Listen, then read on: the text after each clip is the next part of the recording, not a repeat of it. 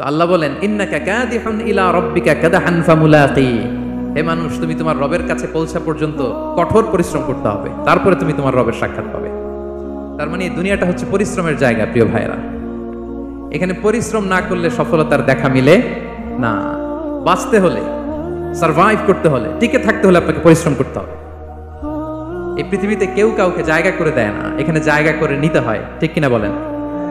আপনি যদি পরিশ্রম করেন, পরিশ্রমে যে ঘাম ঝরে শরীর থেকে, পরিশ্রমের ঘামে জন্ম নেয় সফলতার বীজ। আপনি যখন হাড় ভাঙা পরিশ্রম করবেন, এই পরিশ্রমে যে লোনা পানি বেরোবে, যে ঘাম বেরোবে, এই ঘামেই জন্ম নেয় সফলতার বীজ। এবং সফলতার কোনো শর্টকাট হয় না প্রিয় ভাইরা। অনেকে অল্পতে সফল হতে চায়, শর্টকাট খুঁজে, আছে না নাই? না, সফলতার জন্য আপনাকে লং কাটে যেতে হবে। ওখানে কোনো লিফট থাকে না, সিঁড়ি বেয়ে উঠতে হয়। অনেকে চায় যে সফলতার লিফটে উঠবো, সুইচ চাপবো, সাকসেসফুল ইন লাইফ। না, এত সহজ না, আপনাকে সিঁড়ি বেয়ে উঠতে হবে। তাহলে পরিশ্রমের কোনো বিকল্প নেই। এই দুনিয়াটা হচ্ছে পরিশ্রমের জায়গা, সংগ্রামের জায়গা।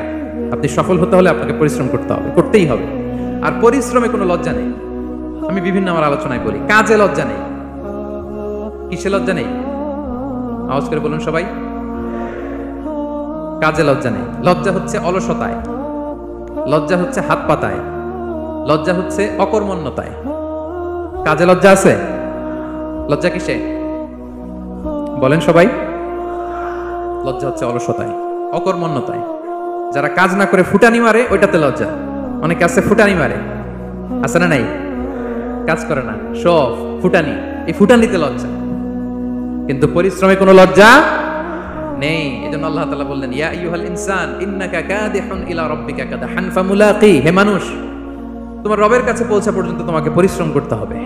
হাড় ভাঙা পরিশ্রম করে আমার কাছে আসতে হবে, তবেই সফলতা মিলবে। অন্য আয়াতে আল্লাহ তাআলা বলছেন লাকাদ খালাকনাল ইনসানা ফি কাবাদ, নিশ্চয়ই মানুষকে আমি কষ্ট এবং পরিশ্রম নির্ভর করে তৈরি করেছি।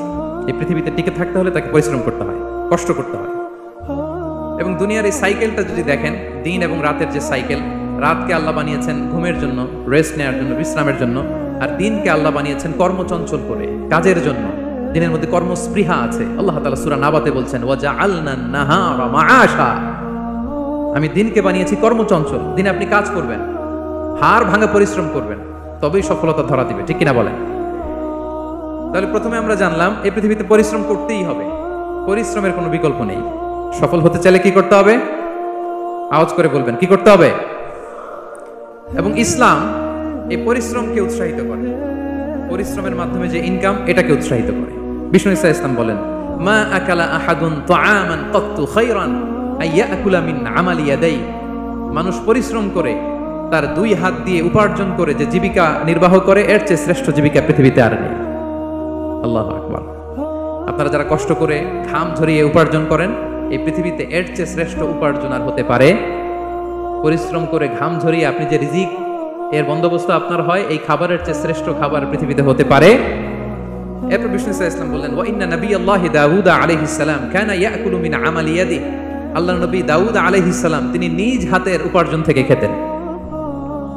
সুবহানাল্লাহি বিহামদি। তিনি আর্মর বানাতেন, যুদ্ধাস্ত্র। তিনি বর্ম বানাতেন, নিজ হাতে বর্ম বানিয়ে, যুদ্ধাস্ত্র বানিয়ে বিক্রি করে সেটা দিয়ে জীবিকা নির্বাহ করতেন। আল্লাহু আকবার। তাহলে পরিশ্রমের কোনো বিকল্প নেই। শ্রমের মাধ্যমে যে উপার্জন, এটা শ্রেষ্ঠ উপার্জন। তাই শ্রমজীবী যারা আছেন, মনক্ষুণ্ণ হবেন না, মন ছোট করবেন না। You are the superhero, you are the superhero, you are the remittance fighter of our country. এজন্য রাস্তা দিয়ে যখন হাঁটবেন, বুক ফুলিয়ে হাঁটবেন, আর বস্তা ভরে টাকা নিয়ে দেশে ফিরবেন, ঠিক কিনা বলেন? বুক ফুলিয়ে হাঁটতে হবে। এজন্য আমি আমার প্রিয় মাতৃভূমি বাংলাদেশের গভর্নমেন্টকে অনুরোধ করবো, আমাদের শ্রমজীবী ভাইদের যাতে সুবিধা হয়, এই ব্যবস্থা আমাদের করতে হবে। বিনীত অনুরোধ রাখবো। শ্রম মন্ত্রণালয়ে যারা দায়িত্বে আছেন, স্পেশালি তাদেরকে রিকোয়েস্ট করবো, আমাদের শ্রমজীবী ভাইদের যেন কোনো কষ্ট না হয়, কারণ তাদের পাঠানো রেমিটেন্সে সচল থাকে আমার দেশের অর্থনীতির চাকা। তারা ভালো থাকলে ভালো থাকবে বাংলাদেশ। ভেরি সিম্পল, ঠিক কিনা বলেন? আমার যে ভাইটা পরিচ্ছন্নতা কর্মী, রাস্তা ক্লিন করে, এয়ারপোর্টে ওয়াশরুম ক্লিন করে, একজন পরিচ্ছন্নতা কর্মী, তারও 20 থেকে 30 হাজার টাকা বাংলাদেশে ঢুকে প্রতি মাসে। আপনি চিন্তা করতে পারেন? 6টা মাস যদি রেমিটেন্স বন্ধ হয়, শ্রীলঙ্কার চেয়েও খারাপ অবস্থায় বাংলাদেশে চলে যাবে। Just only 6 months.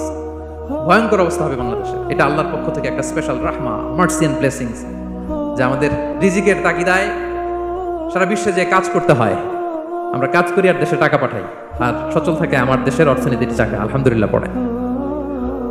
সো বাংলাদেশের গভর্নমেন্টকে আমি বিনীত অনুরোধ জানাবো, শ্রম মন্ত্রণালয়কে অনুরোধ জানাবো, এয়ারপোর্ট অথরিটিকে অনুরোধ জানাবো, আমার শ্রমজীবী ভাইদের সাথে ভালো আচরণ করুন, তাদের সাথে কোঅপারেট করুন। বিশেষ করে যতগুলো দূতাবাস আছে সারা বিশ্বে, বাংলাদেশের যে মিশনগুলো, দূতাবাসগুলো, আমার শ্রমজীবী ভাইদের যে কোনো কাজকে অগ্রাধিকার ভিত্তিতে আপনারা সার্ভিস দিন। এটা দিতেই হবে, ঠিক কিনা বলেন? তারা ভালো থাকলে ভালো থাকবে বাংলাদেশ। তো এই জন্য শ্রমের কোনো বিকল্প নাই। নিজ হাতে উপার্জিত অর্থ, নিজ হাতে উপার্জিত কামাই, এটা শ্রেষ্ঠ কামাই। তো আলহামদুলিল্লাহ আজকের অডিয়েন্সের মধ্যে শ্রমজীবী ভাইয়েরা বেশি, আলহামদুলিল্লাহ পড়েন। এটা আমাদের সৌভাগ্য। এই যে বাংলাদেশে এখন চাকরি নাই, চাকরির বাজার মন্দা, মাস্টার্স পাস করে বেকার টোটো কোম্পানির ম্যানেজার, এরকম আছে না নাই? তার বিপরীতে আল্লাহ তাআলা আপনাদেরকে মালয়েশিয়া নিয়ে আসছে, প্রতি মাসে আপনি টাকা পাঠান, আলহামদুলিল্লাহ। আপনি বাংলাদেশের যে উন্নয়ন, বাংলাদেশের যে ডেভেলপমেন্ট, এই যে স্মার্ট বাংলাদেশ বলে বলে মন্ত্রীরা মুখে ফেনা তুলে ফেলে, এটার গর্বিত অংশীদার আপনি, ঠিক কিনা বলেন? আপনি গর্বিত অংশীদার। You are the contributor, you are the real contributor. আপনার অবদানে বাংলাদেশ আজকে সচল, আলহামদুলিল্লাহ। সো মন ছোট করার কোনো সুযোগ নেই। নিজ হাতে উপার্জিত কামাই, এটা পৃথিবীর শ্রেষ্ঠ কামাই, আলহামদুলিল্লাহ। পরিশ্রমের মাধ্যমে যে উপার্জন, এটাকে ইসলাম আমাদেরকে উৎসাহিত করে। শুধু নামাজ, রোজা, জিকির এগুলো নিয়ে ইসলাম আমাদেরকে পড়ে থাকতে বলেনি। কোরআনিক অর্ডার হচ্ছে আপনার নামাজ শেষ, আপনি বেরিয়ে পড়বেন, কাজে বেরিয়ে যাবেন। ফাইদা কুদিয়াতিস সালাতু ফান্তাশিরু ফিল আরদি ওয়াবতাগু মিন ফাদলিল্লাহ। বিধানটা কার বলুন? আওয়াজ করে বলুন, বিধানটা কার? এটা কোরআনিক ভার্ডিক্ট, কোরআনের বিধান। নামাজ শেষ গোল হয়ে বসে জিকির করতে বলে নাই আল্লাহ। আল্লাহ বলেছে ফান্তাশিরু ফিল আরদ ওয়াবতাগু মিন ফাদলিল্লাহ, জমিনে ছড়িয়ে পড়ো, আল্লাহর রিজিক তালাশ করো। নামাজ শেষ বেরিয়ে যাবেন, কৃষক চলে যাবে মাঠে, শ্রমজীবী চলে যাবে ফ্যাক্টরিতে, শিক্ষকরা চলে যাবে তাদের শিক্ষা প্রতিষ্ঠানে, কর্পোরেট ওয়ার্ল্ডের লোকেরা চলে যাবে তাদের প্রতিষ্ঠানে। ডেভেলপমেন্ট করতে হবে, সিভিলাইজেশন করতে হবে। নামাজের পরে গোল হয়ে বসে থাকা চলবে না। কি ব্যালেন্স দেখেছেন ইসলাম? আজান হয়েছে তো মসজিদে আসো, নামাজ শেষ বেরিয়ে পড়ো, আলহামদুলিল্লাহ। কি ভারসাম্যপূর্ণ ইসলাম। ফাইদা কুদিয়াতিস সালাত